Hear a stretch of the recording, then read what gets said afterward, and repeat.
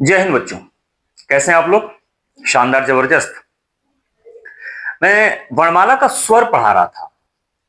पिछले वीडियो पे स्वर वाला पार्ट शुरू किया था, बीच में कुछ रह गया था। कुछ परेशानियों की वजह से कुछ दिन क्लास नहीं ले पाया। आज मैं उसको कंटिन्यू करता हूं, ठीक है? तो शुरुआती हुई थी, बहुत ज्यादा कुछ चला नहीं था। उसको आगे करता हूं सीधे सीधे। स्वर में प्रश्न आपसे पूछा जाता है कि स्वर मात्रा के आधार पर कितने होते हैं? मात्रा के आधार पर, ठीक है? ये पूछा जाता है कि स्वर जो है मात्रा के आधार पर कितने प्रकार के होते हैं। तो जब पूछा जाएगा आपसे मात्रा के आधार पर कितने प्रकार के होंगे, तो आप कहेंगे 3 प्रकार के। वो पहला प्रकार हो जाएगा कौन सा? ह्रस्व मात्रा। कौन सा? ह्रस्व मात्रा। ठीक। फिर दूसरा प्रकार हो जाएगा दीर्घ मात्रा। ठीक है, दीर्घ मात्रा। और तीसरा प्रकार जो हो जाएगा वो हो जाएगा प्लुत मात्रा। ठीक है, कौन सा? प्लुत मात्रा। ये 3 प्रकार के होते हैं आपके। मात्रा के आधार पर पूछ रहा है।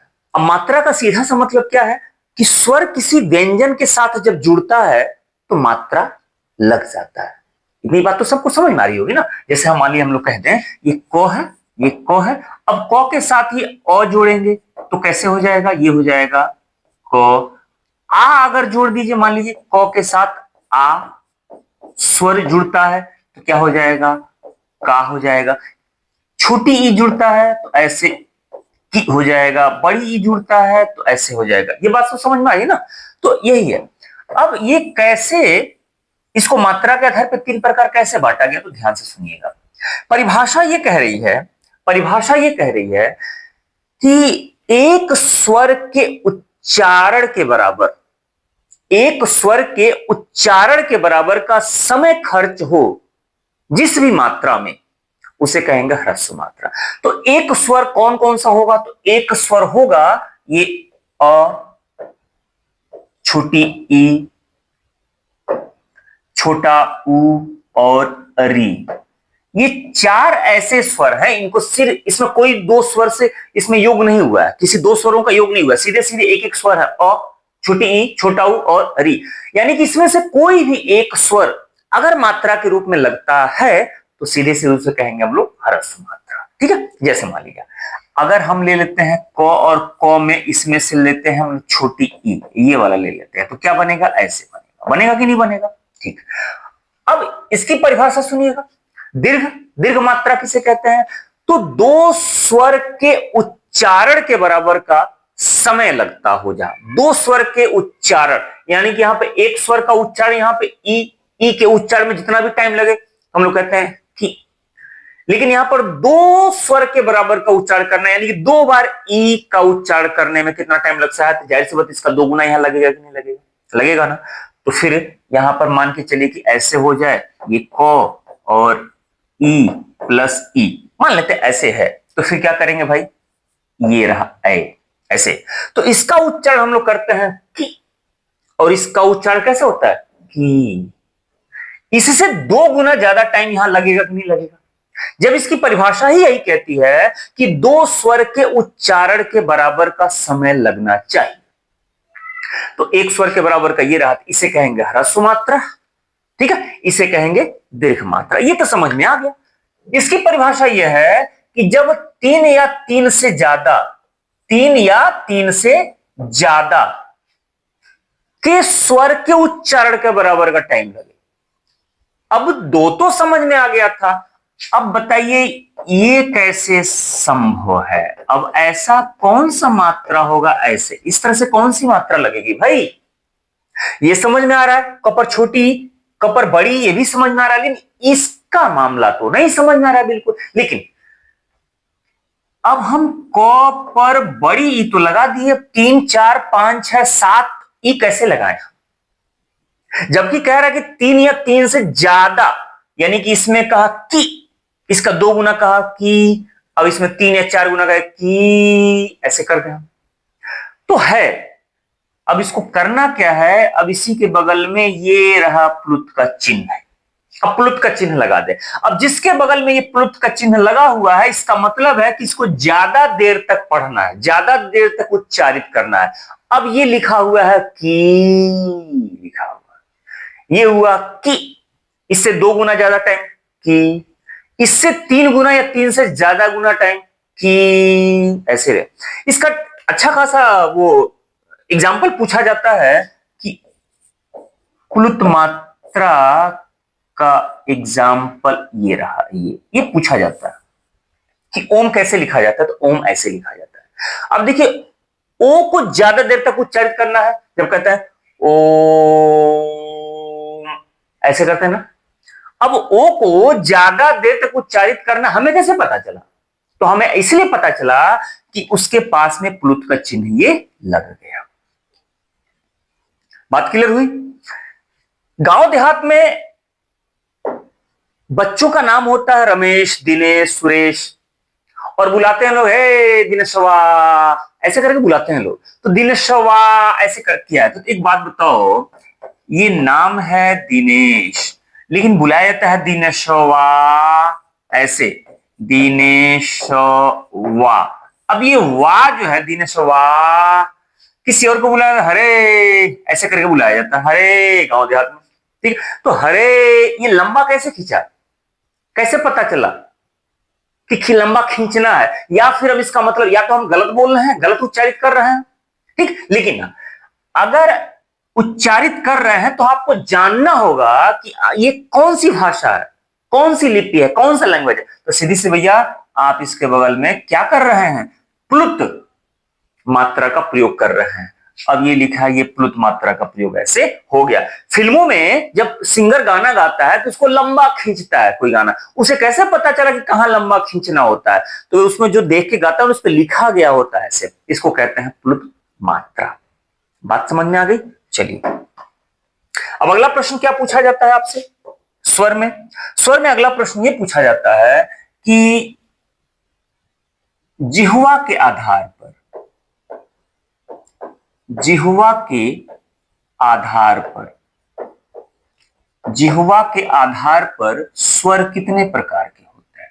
तो जिह्वा के आधार पर भी स्वर होते हैं 3 प्रकार के। पहला होता है कौन सा? अग्र स्वर। कौन सा हो जाएगा? अग्र स्वर, अग्र स्वर। और दूसरा हो जाएगा मध्य स्वर, मध्य स्वर। और तीसरा हो जाएगा पश्च स्वर। कौन सा? पश्च स्वर। ये 3 प्रकार के स्वर होते हैं, ठीक। अब इसमें देखिएगा 3 प्रकार के। अग्र स्वर में कौन कौन होगा? ई, ई, ए, ऐ। मध्य स्वर में कौन सा होगा? अ। पश्च स्वर में कौन सा होगा? आ, उ, ओ, औ। या तो रट लीजिए और या तो इसको समझ लीजिए। अब समझना कैसे है, खुद ध्यान से समझिए। कह रहा है जिह्वा के आधार पर, जिह्वा के लिए जीव हमने जीभ के आधार पर। अब किसी भी स्वर का जब आप उच्चारण करते हैं तो जीभ आपकी आगे जाती है कि पीछे जाती है? अगर आगे गई तो कहा अग्र स्वर, पीछे गई तो आपने कहा पश्च स्वर। कहीं ना जाए, जहां है वहीं रह जाए, या फिर यूं कहा जाए कि बीच में रहे, ना आगे ना पीछे बल्कि बीच में, तो उसे कहा जाता है मध्य स्वर। अब एक बात बताओ, मैं जैसे कह रहा हूं वैसे करना जरा। कहो ई, और ई कहने के बाद सबको ऊ, ई, ऊ, ई, ऊ। एक चीज एहसास करना कि जब कह रहा हो कि ई, तो जीभ जो है ना, जीभ ऐसे दांत के ऊपर वाले हिस्से में ऐसे जाके आगे बढ़ करके टच हो रही है, ई। लेकिन जब कह रहा है ऊ, तो ऐसे जीभ सिकुड़ करके पीछे आ रही है। एक बार और चेक करके देखो, ई, ऊ, ई, ऊ। तो जब हम ई कहते हैं तो जीभ आगे जाती है, जब ऊ कहते हैं तो जीभ सिकुड़ करके पीछे आती है। तो सीधी सी बात यार, घर पे बैठ करके चेक कर लेना ई ऊ करके, कि जिसमें जीभ सिकुड़ करके पीछे जा रही हो उसे पश्च स्वर कहा जाता है, जिसमें जीभ आगे जाती हो उसे अग्र स्वर कहा जाता है। रटने की बिल्कुल जरूरत नहीं है। ऐसा नहीं है कि प्रश्न पूछ दे एग्जाम में कि निम्न में से कौन अग्र स्वर है, निम्न में से कौन पश्च स्वर है, तो हम ना कर पाए। बहुत ही आसान सा। तो ठीक है, एक बार चेक कर लेना। ई, ए, ऐ अग्र स्वर, आ, उ, ओ, औ, पश्च स्वर, और इकलौता ऐसा स्वर है अ कि जिसमें जीभ ना तो आगे ना तो पीछे, मुंह बंद है और प्यार से एकदम धीरे से खोलेगा अ, अ। जीभ ना आगे गई नहीं पीछे गई, यानी जीभ का कोई मूवमेंट हुआ ही नहीं, तो वो कौन सा हो जाएगा? वो हो जाएगा मध्य स्वर। क्लियर हुई इतनी बात? अच्छा, अब एक और प्रश्न क्या पूछा जाता है? प्रश्न ये पूछा जाता है कि मुख वीवर के आधार पर, मुख वीवर के आधार पर, मुख वीवर के आधार पर, या कहीं कहीं ये लिखा गया होगा तालु के आधार पर, तालु के आधार पर। तो मुख वीवर या तालु के आधार पर ये देखना, ये 4 प्रकार के होते हैं, 4 प्रकार के। अब कौन कौन 4 प्रकार का होता है? तो सबसे पहले मैं यहां लिख दूं संवृत स्वर, फिर अर्ध संवृत, अर्ध संवृत स्वर, ठीक। फिर उसके बाद से तीसरा हो जाएगा अर्ध विवृत स्वर, अर्ध विवृत स्वर, और चौथा हो जाएगा विवृत स्वर, विवृत स्वर। अब इसका मतलब क्या हुआ? संवृत का मतलब होता है बंद, अर्ध संवृत का मतलब होता है आधा बंद, अब विवृत का मतलब होता है खुला, और अर्ध विवृत का मतलब होगा आधा खुला। अब ध्यान से सुनना मेरी बात। संवृत का मतलब बंद समझ में आ रहा है, विवृत का मतलब खुला समझ में आ रहा है, और दोनों के बीच की कोई एक कंडीशन हो सकती थी जो कहे या तो आधा बंद कहे या तो आधा खुला कहे, लेकिन ना, इसके आधार पर ऊपर से देखो, नीचे ऊपर से यह है बंद, यह है आधा बंद, यह है आधा खुला, यह पूरा खुला।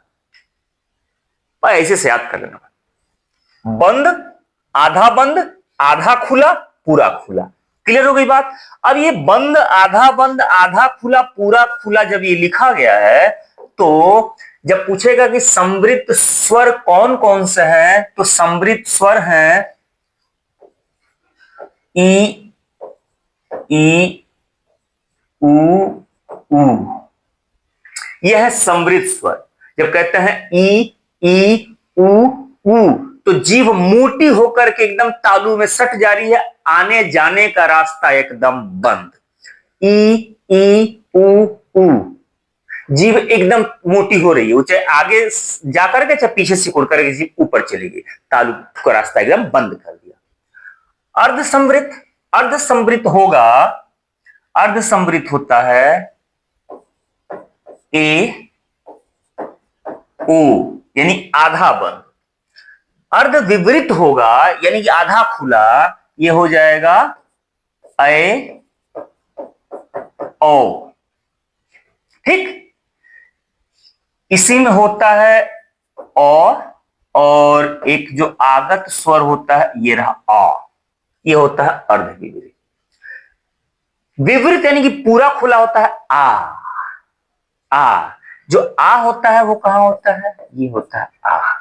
तो इसको अच्छे से देख लेंगे। संवृत ई, उ, अर्ध संवृत ए, ओ, अर्ध विवृत ए, ओ, आ, और विवृत यानी कि आ।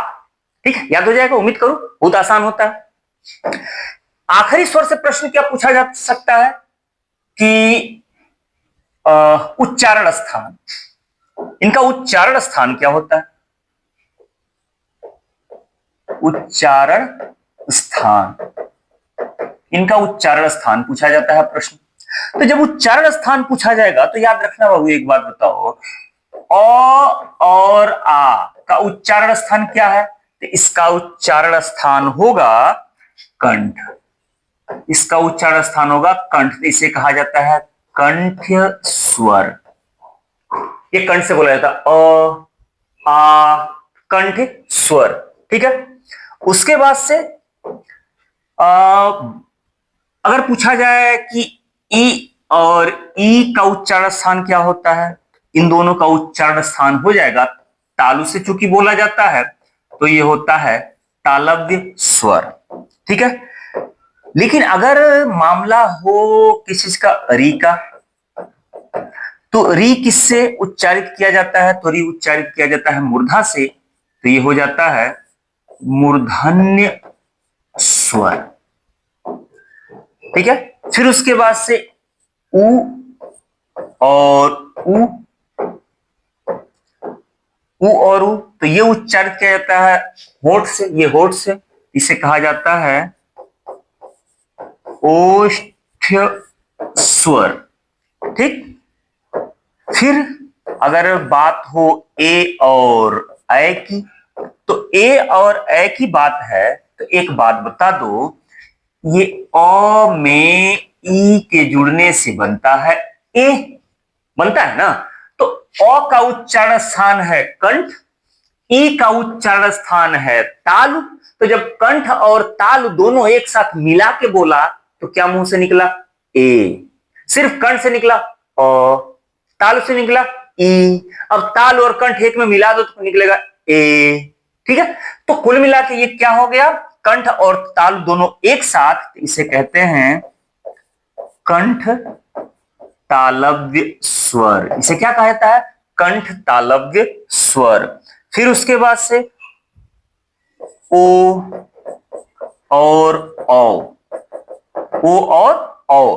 तो जब ओ और औ पूछे तो इसको भी देख लो बाबू, ये है अ और उ दोनों मिलाया तो क्या हुआ? ओ। बना कि नहीं बना? समझ में आ रहा है कि नहीं आ रहा है? तो एक बात बताओ, अ का उच्चारण स्थान कंठ, उ का उच्चारण स्थान होठ, कंठ से कहा अ, होठ से कहा उ, दोनों मिलाए तो होगा ओ। ठीक, यानी कंठ और होठ आपस में मिलाया तो क्या बन गया? ओ। तो ये हो गया कंठोष्ठ स्वर। क्या बन गया? कंठोष्ठ स्वर। ठीक है, तो ये स्वर का पार्ट आज खत्म हो गया। ठीक है, हम लोग देखेंगे कल व्यंजन। क्या देखेंगे कल? व्यंजन देखेंगे। ठीक है, वो छोटा छोटा वीडियो बनाऊंगा, ज्यादा लंबा नहीं बनाऊंगा, वो आसानी से समझ में आ जाएगा। कल हम लोग देखेंगे व्यंजन वाला पार्ट। ठीक है, मन से पढ़ना। ठीक, और वीडियो को लाइक और शेयर करते रहो एक दूसरे के पास, से थोड़ा सा सपोर्ट मिलेगा ना तो थोड़ा हौसला बढ़ेगा। मिलते हैं कल इसी टाइम पर, तब तक मन लगा पढ़ो, अपना ख्याल रखना। Bye bye.